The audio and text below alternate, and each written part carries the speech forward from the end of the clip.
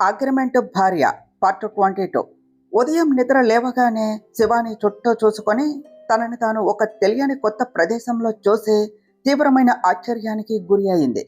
ఎందుకంటే ఆమె హైదరాబాదులోని వర్మ విల్లాలో లేదు, అటు తన పాత ఫ్లాట్లోనూ లేదు. చుట్టూ కొండలు కనిపిస్తూ ఉండటంతో ఓ మై గాడ్, నన్ను ఎవరైనా రాత్రికి రాత్రే కిడ్నాప్ చేశారా ఏమిటి అని ఆమె మనసులోనికి రాగానే విపరీతంగా భయపడిపోయింది. సరిగ్గా అప్పుడే గది తలుపులు మెల్లగా తట్టి ఒక మధ్య వయస్కురాలైన మహిళ లోనికి వచ్చింది. ఆమె చేతిలో వేడివేడి పొగలు కక్కుతూ ఉన్న కాఫీ ట్రే ఉన్నది.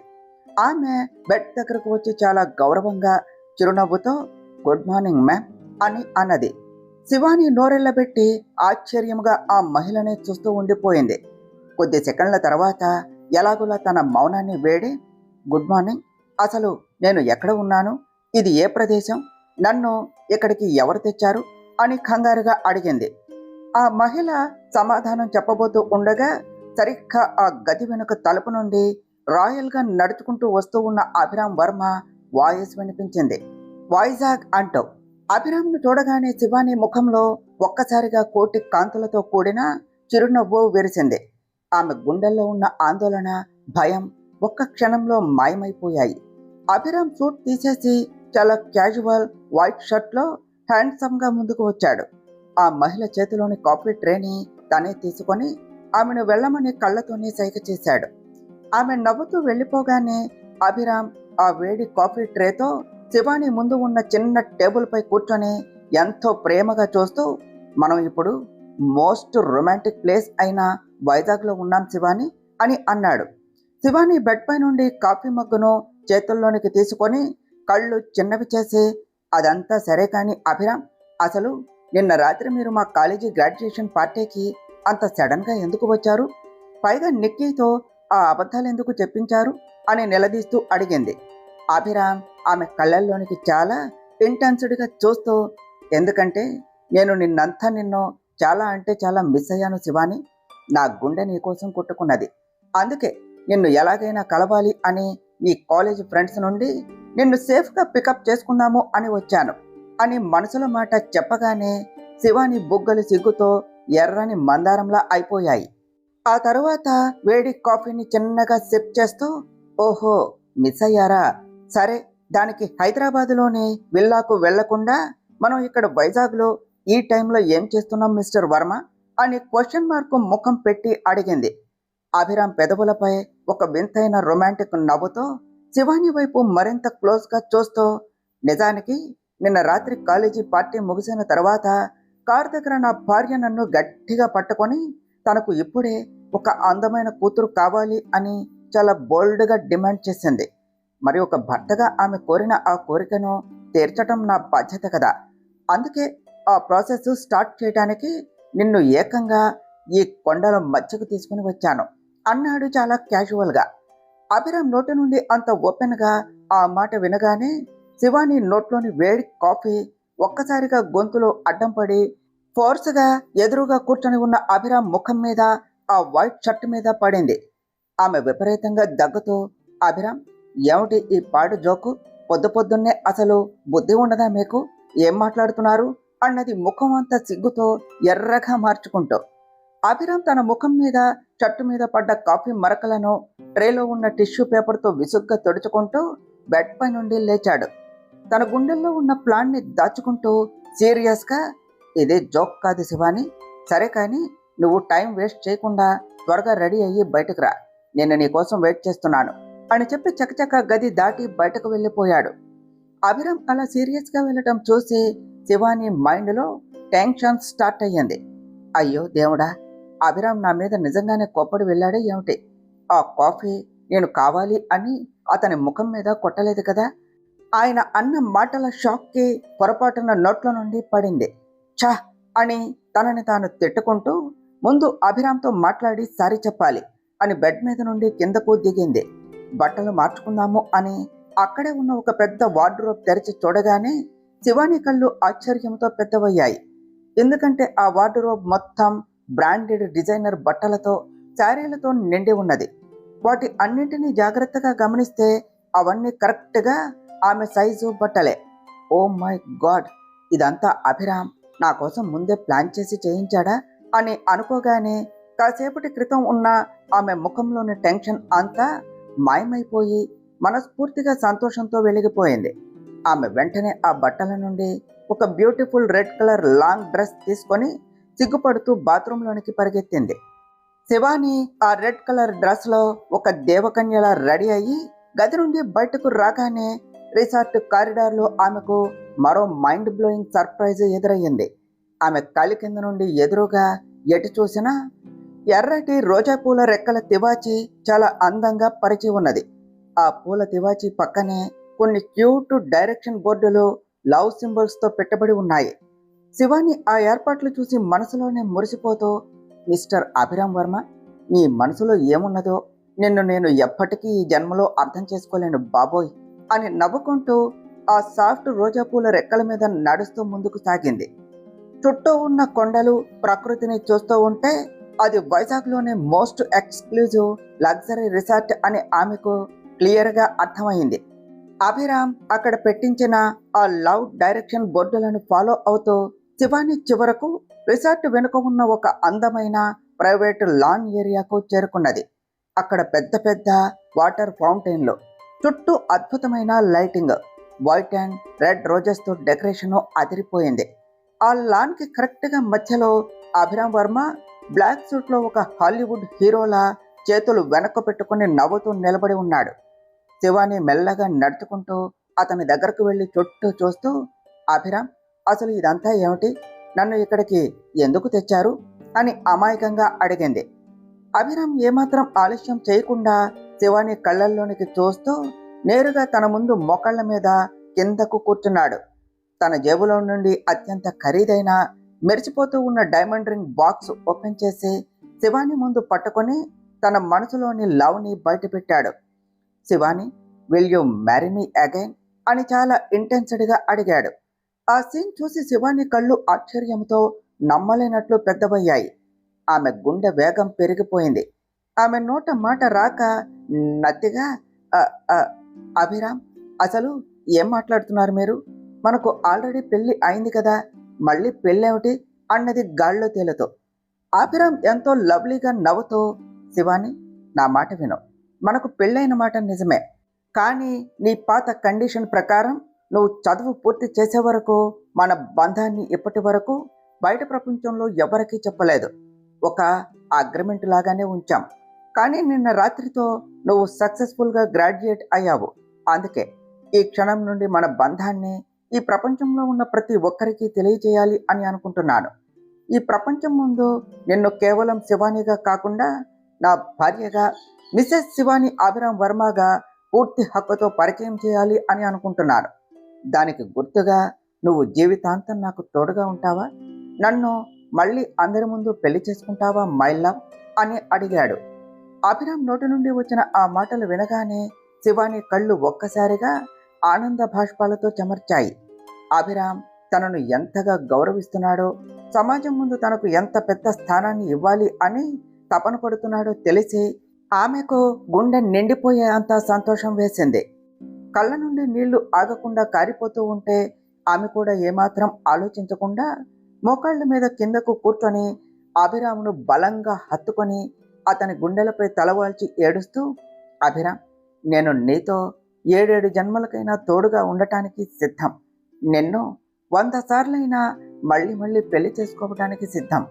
ఐ లవ్ యూ అభిరామ్ అని గట్టిగా చెప్పింది. అభిరామ్ ఎంతో సంతోషంగా నవ్వుతూ శివాని ఎడమ చేతి ఉంగరపు వేలికి ఆ మెరిసిపోతూ ఉన్న డైమండ్ రింగ్ను చాలా ప్రేమగా తొడిగాడు. అంతే, రింగు తొడగటం ఆలస్యం. చుట్టూ ఉన్న ఆకాశం నుండి ఒక్కసారిగా టన్నుల కొద్దీ రోజ్ ఫ్లవర్స్ వాన వారి ఇద్దరి మీద కురిసింది. దానితో పాటు బ్యాక్గ్రౌండ్లో ఒక్కసారిగా కంగ్రాచులేషన్స్ అభిరామ్ అండ్ శివాని అని గట్టిగా చప్పట్లు కొడుతూ అరిచారు. శివాని షాక్ అయ్యి టక్కున వెనక్కు తిరిగి చూసి మళ్ళీ మైండ్ బ్లాక్ అయిపోయింది. ఎందుకంటే అక్కడ కేవలం అభిరామ్ మాత్రమే లేడు. పక్కనే చప్పట్లు కొడుతూ నిక్కీ, ఫ్రెండ్స్ మరియు కీర్తి, నవ్య ఉన్నారు. ఇంకా వారి వెనుక పెద్దలు విజయ గారు, సుమతి, ప్రతాప్ వర్మ గారు మరియు కుటుంబ పెద్ద అయిన రామచంద్ర వర్మ గారు కూడా నిలబడి ఆశీర్వదిస్తూ నవ్వుతూ ఉన్నారు. శివాని ఆ ఫ్యామిలీ అంతటిని అక్కడ చూసి షాక్లో ఉండిపోగా అభిరామ్ మాత్రం ఆమె నడుము చుట్టూ చేయి వేసి నవ్వుతూ చూస్తూ ఉన్నాడు. శివాని మనసులో, బాబోయ్, ఈ వర్మ ఫ్యామిలీ వాళ్ళు ఇలాంటి గుండె ఆగిపోయే సర్ప్రైజు షాకులు ఇస్తూ ఏదో ఒకరోజు నన్ను నిజంగానే చంపేసేలా ఉన్నారు దేవుడా అని అనుకుంటూ సిగ్గుతో అభిరామ్ వెనుకన దాక్కున్నది. మరోవైపు హైదరాబాదులోని ఒక గదిలో సీను భయంకరంగా మారింది. ఆ గదిలో మొన్న అభిరామ్ కుట్టిన దెబ్బలకు తన భుజానికి కాలికి పెద్ద పెద్ద సర్జికల్ కట్లు కట్టుకొని బెడ్ మీద ఉన్న దేవేంద్ర నాయక్ కోపంతో కసితో ఊగిపోతూ ఉన్నాడు.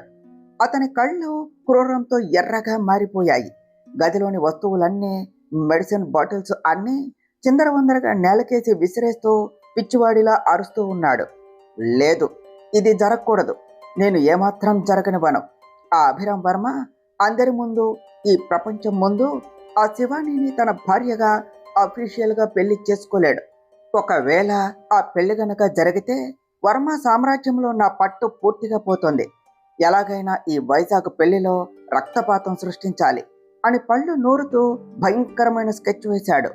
మరోవైపు అసలు వీళ్ళందరూ హైదరాబాద్ వదిలేసి ఇక్కడకు ఎందుకు వచ్చారు, రాత్రికి రాత్రే ఇదంతా ఎలా సాధ్యమైంది అని శివాని ఆలోచిస్తూ ఉండగానే వర్మ కుటుంబ సభ్యులు అందరూ ఒకరి తర్వాత ఒకరు నవ్వుతూ ఆమె దగ్గరకు వచ్చి హక్ చేసుకుంటూ అభినందనలు తెలపటం మొదలుపెట్టారు. ప్రస్తుతం ఆ కొండల మధ్య వర్మ కుటుంబం అంతా ఎంతో సంతోషంగా ఉన్నది. నిజానికి శివాని తన పెళ్లి గురించి, వైజాగ్ హిల్ స్టేషన్ గురించి ఎలాంటి అందమైన కలలు కనేదో అభిరామ్ చాలా తెలివిగా నిక్కీ ద్వారా ముందే రహస్యంగా తెలుసుకున్నాడు.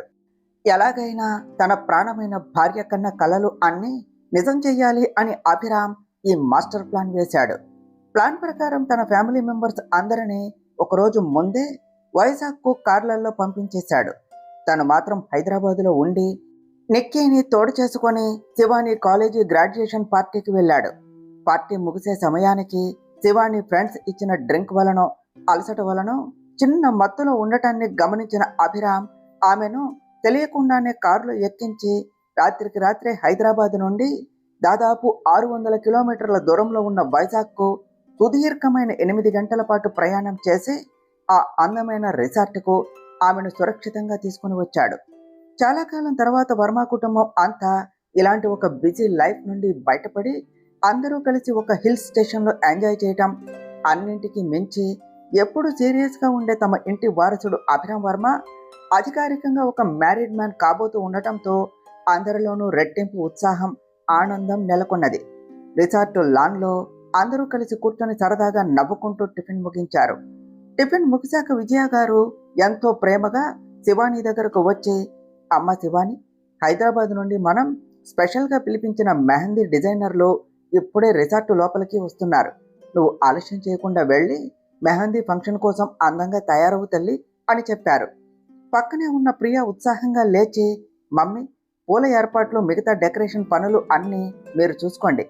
మన కాబోయే పెళ్లి కూతురు శివానీని బ్యూటిఫుల్గా రెడీ చేసే బాధ్యత, తనని మెహందీ సీటులో కూర్చోబెట్టే బాధ్యత నాది అని చెప్పి కీర్తి నవ్యాలను తోడు చేసుకుని శివానీని బలవంతంగా లాక్కుంటూ లోపలి గదిలోనికి తీసుకుని వెళ్ళిపోయింది.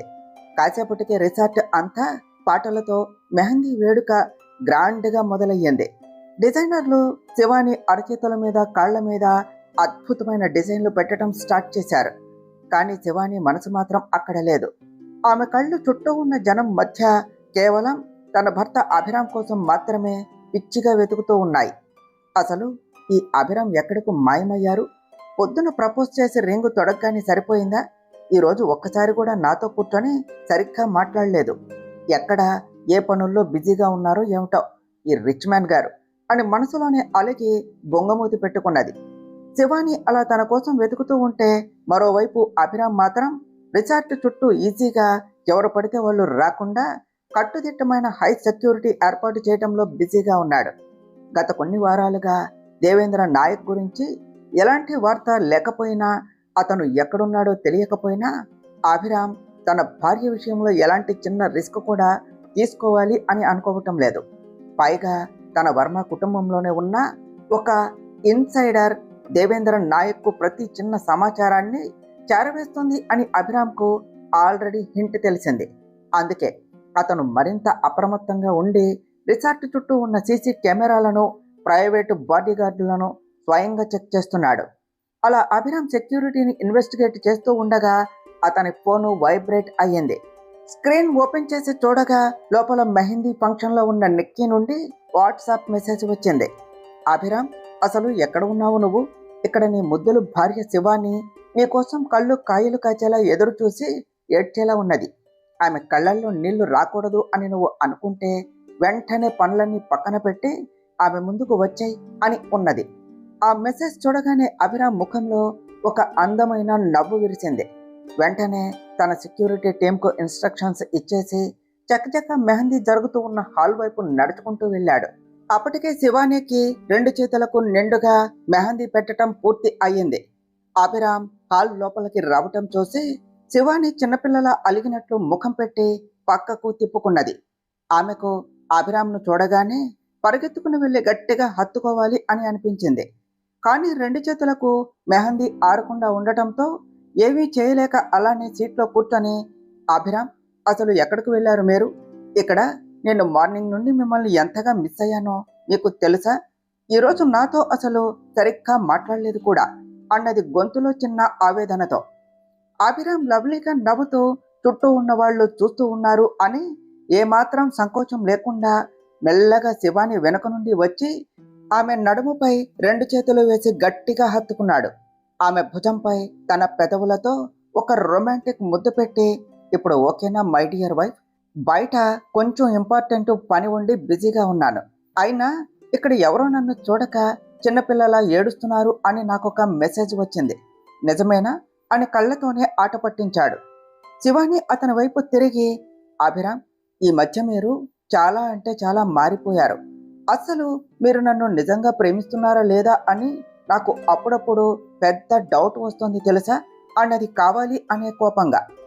శివాని నోటి నుండి ఆ మాట వినగానే అంతవరకు నవ్వుతూ ఉన్న అభిరామ్ ముఖం ఒక్కసారిగా సీరియస్గా మారిపోయింది. అతని కళ్ళల్లో ఒక రకమైన ఇంటెన్సిటీ కనిపించింది.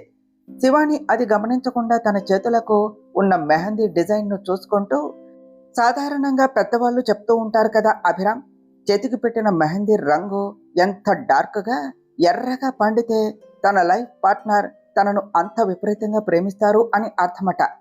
చూద్దాం రేపటికి నీ ప్రేమ రంగు నా చేతుల మీద ఎంత డార్క్గా పండుతుందో అన్నది చిన్నగా నవ్వుతూ. అంతే, ఆ మాట వినగానే అభిరామ్ ఎంతో ఇంటెన్స్డ్గా ఆమె 2 భుజాలు పట్టుకొని ఫోర్స్గా తన వైపు తిప్పుకొని కళ్ళల్లోనికి ప్రేమగా చూస్తూ, శివాని, స్టాప్ ఇట్. ఇలాంటి అర్థం లేని మూఢనమ్మకాలతో కూడిన విషయాలతో నా గుండెల్లో నీపై ఉన్న ప్రేమను కొలవాలి అని ఎప్పుడూ ప్రయత్నించకు. నీ మీద నాకు ఉన్న ప్రేమ ఈ మెహందీ రంగు కంటే, ఈ ప్రపంచంలో ఉన్న దేనికంటే కూడా చాలా ఎక్కువ, చాలా పవిత్రమైనది అని అన్నాడు గంభీరంగా. అభిరామ్ అంత సడన్గా సీరియస్ అయి కోప్పడటం చూసి శివాని ఒక్కసారిగా భయపడిపోయింది. ఆమె కళ్ళు ఆనందంతో చిన్న భయంతో చెమర్చాయి. ఆమె తల వంచుకొని, అభిరామ్, ఐఆమ్ రియల్లీ సారీ. నేను కేవలం సరదాకే ఆ మాట అన్నాను. నీ గుండెల్లో నాపై ఉన్న ప్రేమను నేను దేనితోనూ ఏ రోజు కొలవలేను. నన్ను క్షమించు అంటూ కన్నీళ్లు పెట్టుకున్నది. అభిరామ్ ఆమె కళ్ళల్లో నీళ్లను చూసి తట్టుకోలేకపోయాడు. వెంటనే తన కోపాన్ని తగ్గించుకొని ఎంతో సాఫ్ట్గా ఆమె దగ్గరకు జరిగి ఆమె 2 కళ్ళను తుడిచి ఎంతో ఆప్యాయంగా ఆమె నుదుటిపై తన పెదవులతో గాఢమైన ముద్దు పెట్టాడు. పర్వాలేదు పిచ్చిదానా, రా, ఇప్పటికే చాలా టైం అయింది. నీ 2 చేతులు మెహందీతో బిజీగా ఉన్నాయి కదా, నేనే నా చేతులతో నీకు ముద్దలు కలిపి భోజనం తినిపిస్తాను అని చెప్పి ఆమెను ఎంతో ప్రేమగా డైనింగ్ టేబుల్ వైపునకు తీసుకొని వెళ్ళాడు. ఆ సీన్ చూసి అక్కడ ఉన్న వర్మ లేడీస్ అంతా కుళ్ళుకున్నారు. అలా రాత్రి భోజనాలు అన్నీ ముగిసి సాయంత్రం దాటి చీకటి పడ్డాక హాల్లో అందరూ కలిసి కూర్చున్నారు. విజయ గారు రేపు ఉదయం చాలా గ్రాండ్గా జరగబోయే హల్దీ వేడుకల గురించి, వాటి వెనుక ఉన్న ఆచారాల గురించి అందరికీ వివరిస్తున్నారు. అయితే సాధారణంగా ఇలాంటి సాంప్రదాయ వేడుకలకు, హంగామాలకు అభిరామ్ అస్సలు ఒప్పుకోడు, కోప్పడతాడు అని విజయ గారు లోపల చాలా భయపడుతూ ఉన్నారు. కానీ అందరి అంచనాలను తలకిందులు చేస్తూ అభిరామ్ చాలా ప్రశాంతంగా, మామ్, మీరు ఏమాత్రం టెన్షన్ పడకండి. ఈ పెళ్లిలో మన వర్మ వంశానికి సంబంధించిన ఏవేం సాంప్రదాయాలు, ఆచారాలు ఉన్నాయో అవన్నీ నాకు క్లియర్గా చెప్పండి. నేను వాటి అన్నింటికీ గౌరవం ఇచ్చి కరెక్ట్ సమయానికి రెడీ అవుతాను అన్నాడు చాలా సాఫ్ట్గా. ఆ మాట వినగానే అక్కడ ఉన్న వర్మ ఫ్యామిలీ అంతా నోళ్ల మీద వేలు వేసుకుని ఆశ్చర్యంతో అభిరామ్ను ఒక వింత జంతువును చూసినట్లు చూశారు.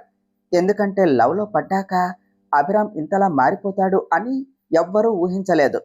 అందరూ అలా చూస్తూ ఉండటంతో అభిరామ్ కాస్త అన్కంఫర్టబుల్ ఫీల్ అయ్యి శివాని మెహందీ చేతిని తన చేతిలోనికి పట్టుకొని లేచి, ఏమిటి అందరూ అలా వింతగా చూస్తున్నారు? ఆల్రెడీ రాత్రి చాలా అయ్యింది. అందరూ వెళ్ళి పడుకోవాలి. రేపు ఉదయం చాలా పని ఉన్నది కదా, పద శివాని అన్నాడు తన గది వైపునకు తీసుకుని వెళ్ళటానికి. సుమతి టక్కున లేచి అభిరామ్ దారికి అడ్డంగా నిలబడి నవ్వుతూ ఆపుతూ, ఆగు అభిరామ్, ఎక్కడికి తీసుకుని వెళ్తున్నావు తనని? ఈరోజు రాత్రి నువ్వు శివానితో కలిసి ఒకే గదిలో పడుకోకూడదు. ఎందుకంటే రేపు ఉదయం మీ ఇద్దరికి పెళ్లి జరగబోతోంది కాబట్టి శాస్త్రం ప్రకారం ఈ ఒక్క రాత్రి పెళ్లి కొడుకు పెళ్లి కూతురు విడివిడిగా వేర్వేరు గదుల్లోనే ఉండాలి. ఇందాకే కదా పెళ్లి సాంప్రదాయాలు అన్నీ పాటిస్తాను అని మీ అమ్మకు ప్రామిస్ చేశావు. మరి ఇది కూడా ఒక ముఖ్యమైన సాంప్రదాయమే అన్నది గట్టిగా నవ్వుతూ. అక్కడ ఉన్న నిక్కి, కీర్తి, నవ్య అందరూ నవ్వుతూ సుమతి మాటలను సమర్థించారు. దానితో శివాని ముఖం చిన్నబోయింది. 5 నిమిషములు కూడా భర్తను వదిలి ఉండలేని శివాని అలా ముఖం పెట్టడం చూసి అభిరామ్ ఏదో చెప్పి రూల్స్ బ్రేక్ చేయబోతూ ఉండగా సరిగ్గా ప్రియా మధ్యలోనికి వచ్చి, సరే అయితే పిన్ని చెప్పింది కరెక్ట్. ఈరోజు రాత్రికి శివాని మా గదిలోనే మాతోనే పడుకుంటుంది. నువ్వు వెళ్ళి నీ రూమ్లో ఒంటరిగా పడుకో అన్నయ్య అని చెప్పి శివాని చెయ్యి పట్టుకొని బలవంతంగా లాక్కుంటూ తమ గది వైపునకు తీసుకొని పోయింది. అభిరామ్ తన భార్య అలా వెళ్ళటం చూస్తూ నిస్సహాయంగా కోపంగా ఉండిపోయాడు. వెనక నుండి రామచంద్ర వర్మ గారు నవ్వుకుంటూ వచ్చి అభిరామ్ భుజం తట్టి, ఏమిట్రా అభిరామ్ అలా చూస్తున్నావు? ఒక్క రాత్రే కదా, భరించు. సాంప్రదాయాల కోసం నువ్వే కదా గొప్పగా ఒప్పుకున్నావు. ఇప్పుడు ఆ విరహాన్ని అనుభవించు అని గట్టిగా నవ్వుతూ వెళ్ళిపోయారు. శివాని అలా వెళ్ళిపోయాక అభిరామ్ పూర్తిగా మౌనంగా ఉండిపోయాడు. ఎందుకంటే ఆ సమయంలో అక్కడ ఉన్న ఫ్యామిలీ లేడీస్ ముందు తను ఏ సమాధానం చెప్పినా ఎంత వాదించినా లాభం లేదు, సరే కదా. పైగా అందరూ కలిసి తనని మరింత ఆట పట్టిస్తారు అని అతనికి బాగా తెలుసు. హాల్లో ఉన్న వాళ్ళు అందరూ నవ్వుకుంటూ తమ గదుల్లోనికి వెళ్ళిపోయాక అభిరామ్ తన చుట్టూ ఉన్న శూన్యమైన హాల్ వైపు ఒకసారి చూసి గట్టిగా నెట్టూర్చి విసుగ్గా తన రూమ్ వైపు నడుచుకుంటూ వెళ్ళాడు. కానీ తన గది తలుపు దగ్గరకు వెళ్ళగానే అభిరామ్ ఒక్క క్షణం అలాగే ఆగిపోయి షాక్కు గురయ్యాడు. తన గది బయట చీకట్లో శివాని దొంగలాగా దాక్కుని ఎవరైనా తనని చూస్తున్నారేమో, ప్రియా వెతుక్కుంటూ వస్తుందేమో అని అటు ఇటు దొంగ చూపులు చూస్తూ దిక్కులు చూస్తూ ఉన్నది. అభిరామ్ పెదవులపై ఒక అందమైన నవ్వు వచ్చింది. అతను చాలా సైలెంట్గా అడుగులో అడుగు వేసుకుంటూ ఆమె వెనక నుండి వెళ్ళి ఆమె చెవికి చాలా దగ్గరగా తన ముఖాన్ని పెట్టి ఎంతో లోతైన స్వరంతో, ఇంత అర్ధరాత్రి వేళ దొంగల ఎవరి కోసం వెతుకుతున్నావు మిసెస్ వర్మ అని నెమ్మదిగా అడిగాడు.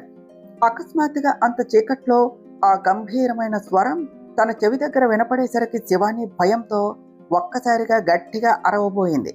కానీ ఎవరైనా ఆ కేక విని అక్కడకు పరిగెత్తుకుంటూ వస్తారేమో అని అభిరామ్ చాలా అలర్ట్గా వెంటనే తన అరచేతిని ఆమె నోటిపై వేసి గట్టిగా నొక్కి, అరవకు, నేనే నీ మొగుడిని అన్నాడు. తన నోటి మీద ఉన్నది అభిరామ్ చెయ్యి అని తెలియగానే అతనిని చూడగానే శివానికి పోయిన ప్రాణం ఒక్కసారిగా లేచి వచ్చినట్లు అయ్యింది.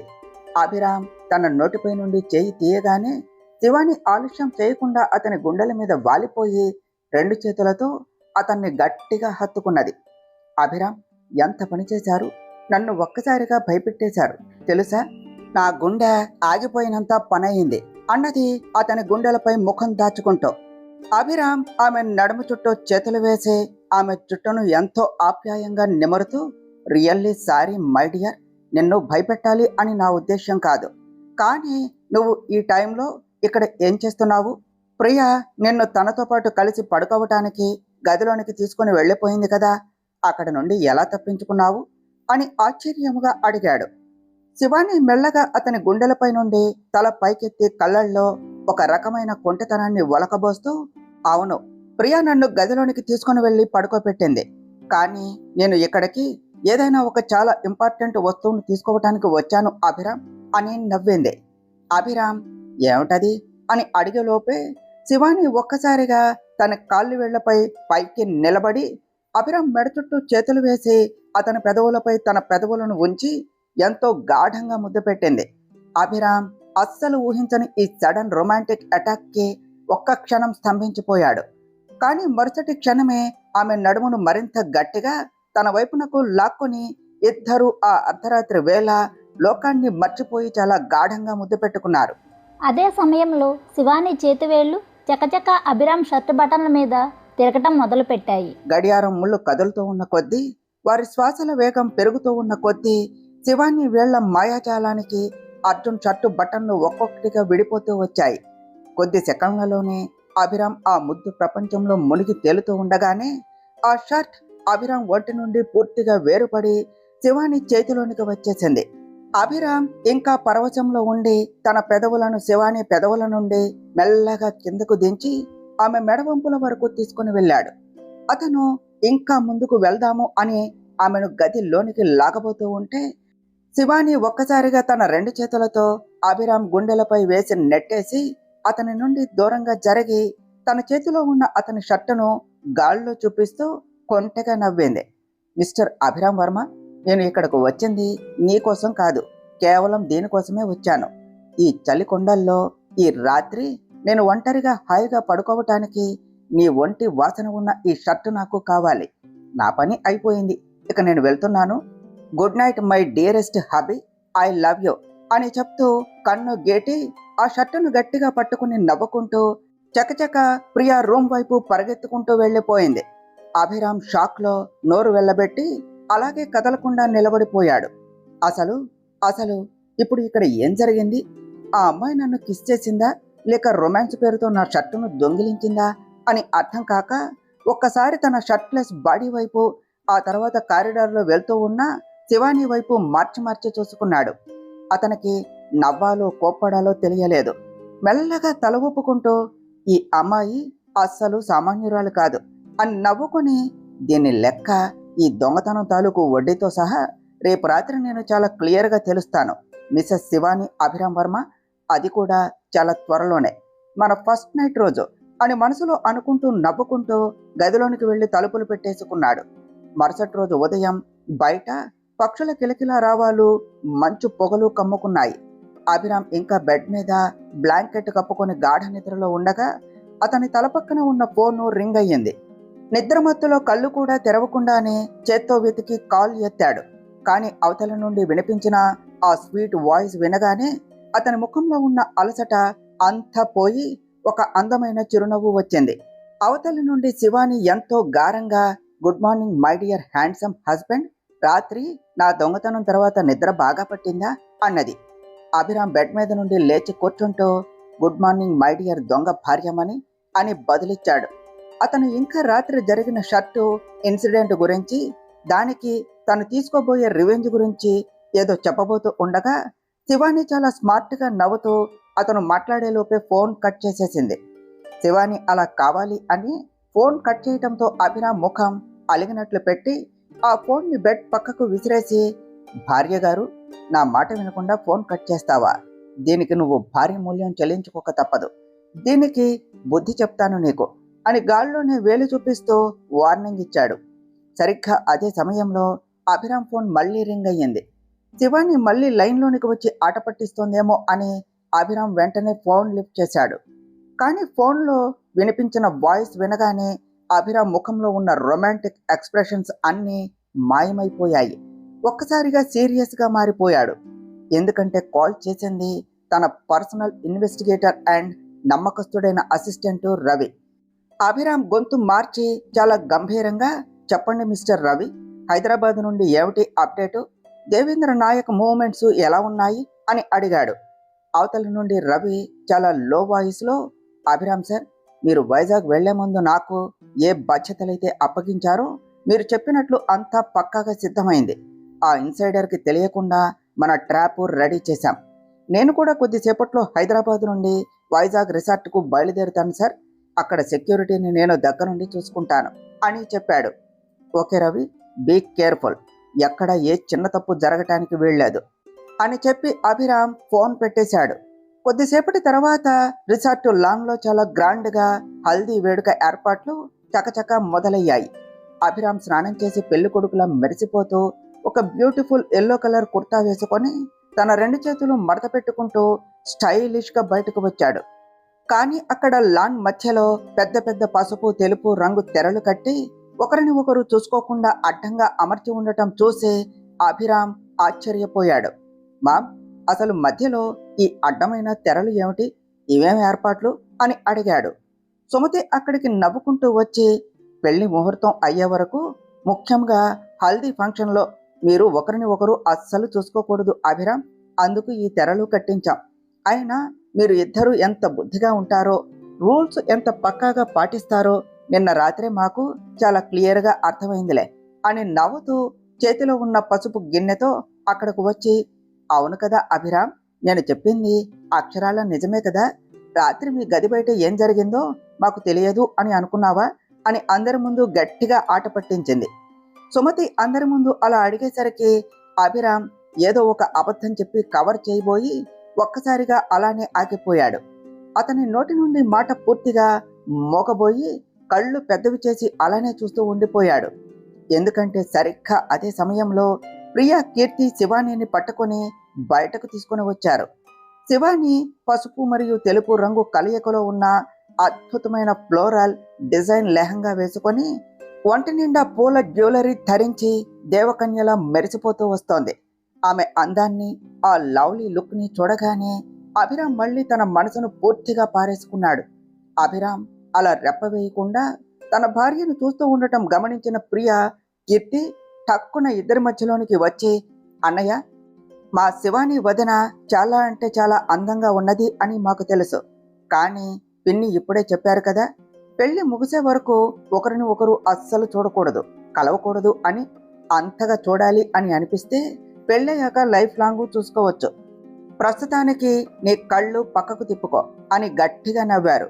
దానితో ఎప్పుడు సీరియస్గా ఉండే అభిరామ్ వర్మ మొదటిసారి అందరి ముందు సిగ్గుపడ్డాడు.